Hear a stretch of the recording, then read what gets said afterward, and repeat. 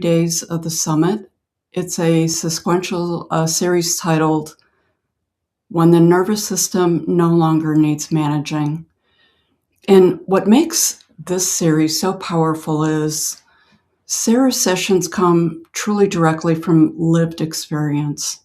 Her own journey through nervous system dysregulation and what unfolded when effort, control, and constantly trying to manage it all began to fall away. So I'll let Sarah get started. Welcome, Sarah. Hi, everybody. This is Sarah Saxby of the Soul Rehab Project. Very happy to be a part of this summit, a part of speaking on nervous system regulation from a place of experience. I'm going to share with you, and I'm going to speak over the next 3 days and share with you the evolution of my experience with nervous system regulation and how I arrived ultimately at a place where my nervous system is still. Because I arrived at a place of presence, a place I've never been before in my life. And I know that I arrived there because it's all relative. I've never been speaking or living in a state of presence where every moment of my life is inhabited until now. And because of that, because of the work that I've done, I have arrived here and the regulation of my nervous system no longer takes any work. It just is. So over the 3 days, I'm going to evolve my story of how I got here. Today, sharing with you my story of how I was in a consistent state of management, trying to manage my issues, my life, my stress, my anxiety, like most people, right? There were so many things that I was doing, but inevitably, I still felt the same. And I could honestly say that my entire life, maybe adult life, no, actually, my entire life, I lived in a state of, the way that I can explain it is bracing. I braced myself. I braced myself for the worst in every area of my life. I expected the floor to drop in every area. If I started dating someone, I expected that person to leave me. If I was in a particular friend group, I expected to, I don't know, maybe say something that upset someone and I'd inevitably lose those friends. I expected at a job that something would happen. I don't know if I thought that I would get fired necessarily because, like many of you, I was a really good worker, right? Although I never felt like I belonged in those places, I did the best I could, played by all the rules, did what I needed to do to get a paycheck. But I always felt that there would be something that would go wrong and I would lose money somehow. I wouldn't get paid. I can honestly say that the majority of my life was bracing myself for the worst, expecting the floor to drop, expecting to go without. And that's a very anxious, stressful place to live from. Like most people, there's a multi-billion-dollar industry out there that's going to help you feel better. Feel better in your situation. However my life was structured, there's plenty of things out there to help me feel better in my life. And believe me when I tell you, I did just about everything. I read books. I read books just about everything, becoming more present and becoming more intuitive and you name it, trying to figure out how to structure my day and how to maybe journal about things. And I meditated, I journaled, I created vision boards. Um, I studied astrology. I had a spiritual teacher for many, many, many years. I loved to hike. I started running. I saw an herbalist. I got acupuncture. I was seeing a chiropractor. I saw somebody for energy work. I took the classes, the workshops, the retreats. I did it all. But I was doing all of these things while keeping my life intact. So just a little background of where I was living. Even going back the last 10 years. I was for 5.5 years, I was in an extremely abusive relationship.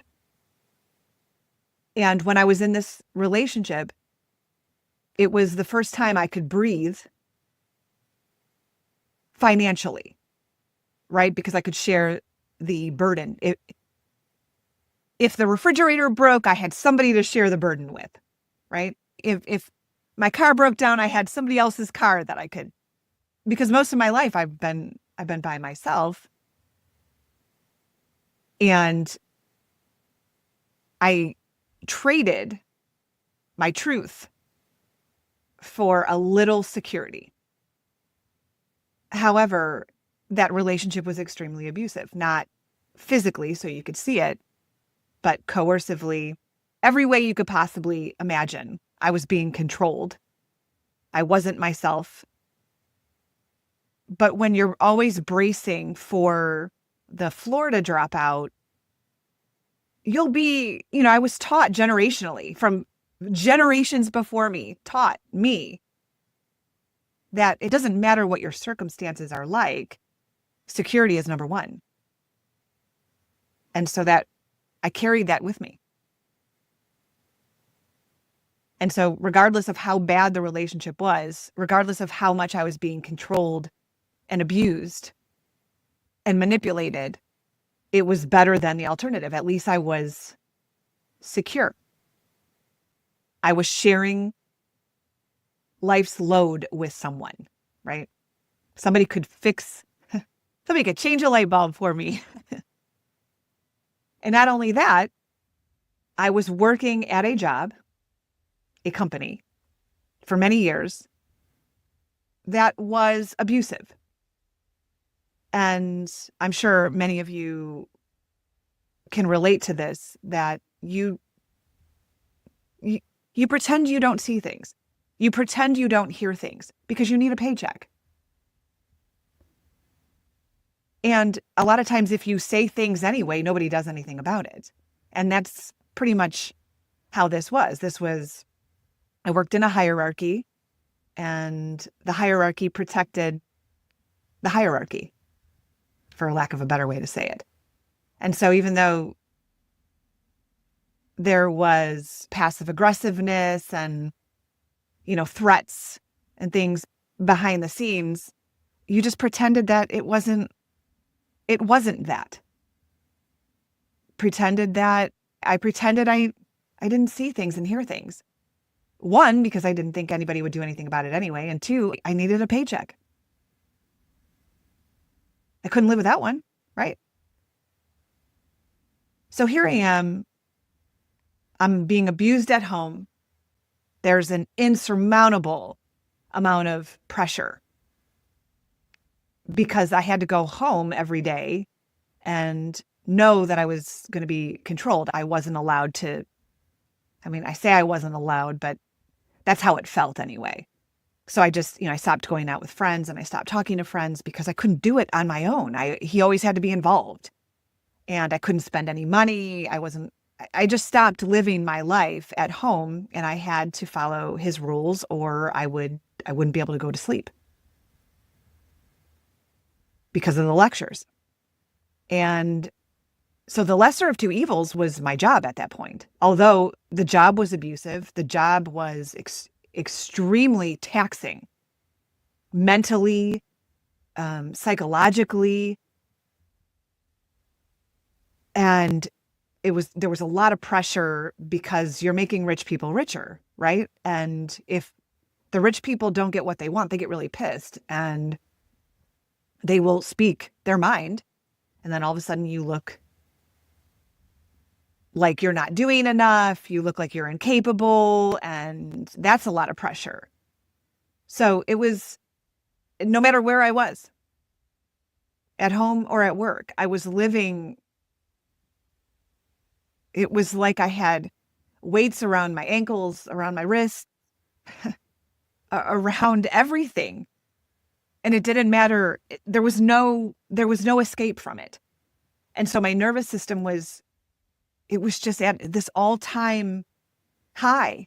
And there was no way for me to relax. There was no place for me to relax. I could never be by myself because I was either at work or I was at home with a narcissist who, God forbid I ever spend 5 minutes by myself because I might remember when times were better. So there was never any pressure release. And I went to school for holistic nutrition. So believe me, I was eating well. I was taking all of the vitamins. I was reading all the books, taking all the classes. I had a spiritual teacher, right? Going to see an acupuncturist, getting chiropractic adjustments, running, walking, hiking, doing everything, breathing, journaling. And yes, maybe it brought a little bit of relaxation. But at the end of the day, I was still living the same life. So if you think about the life I was living as a prison, and I was in a prison cell, I can invite somebody to do acupuncture on me, right? I can invite somebody in. Somebody can hand me a book inside my cell. I could take a workshop from inside my cell. I could talk to my spiritual teacher. I could take vitamins and eat well. I could even walk around the prison. But what's the difference if I'm still inside the prison? How does that make a difference? I haven't changed. I haven't left the prison. I realized that the tools were maybe satisfying something for a little bit. And the tools are great, but they weren't helping me. My life was out of alignment. So those tools weren't helping me get outside of the prison. They weren't helping me align my life. My life was out of alignment, and none of that stuff was going to help me realign. I had to uproot my foundation. I had to get outside of the prison because nothing was helping me. And I realized that.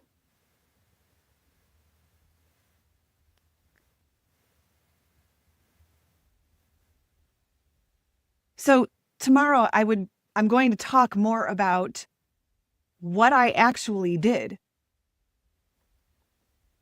to get back into alignment in my life. What I had to face, where I had to face where I was abandoning myself, betraying myself every day. I had to face where I was pretending I didn't hear something, pretending I didn't see something. I had to face all of those places. I had to risk the floor dropping out. And that's what I would like to talk about tomorrow. So we will see you all then. Thank you.